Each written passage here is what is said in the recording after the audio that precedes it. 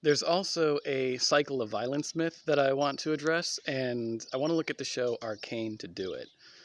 So, the cycle of violence myth is the idea that two parties in some kind of struggle, some kind of conflict, are somewhat equally to blame, and that their action and reaction to each other causes each other to happen. So, I'm sure there are situations where this can be true. For the most part, it is not.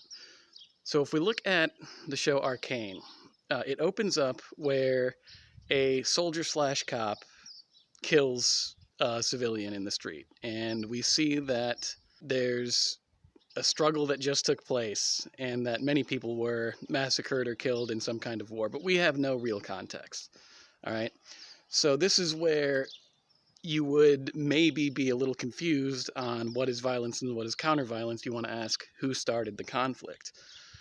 Well, what we end up learning is the city is a class apartheid. It's actually two cities separated by a river, and all of the poverty is pushed onto one side, and then the privileged class is living on the other. And so this means that there is sustained structural violence at the expense of the people on one side of the river for the luxuries of the people on the other.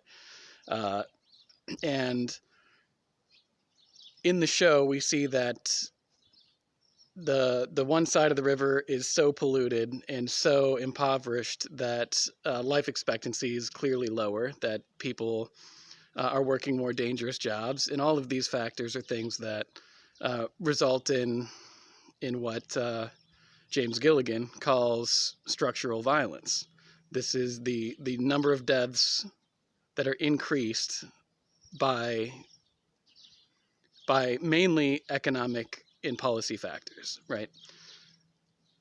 So once we learn the situation according to the show, it's clear that a revolution is actually something that is counter-violent. It is reducing the structural violence of a failed and brutal status quo.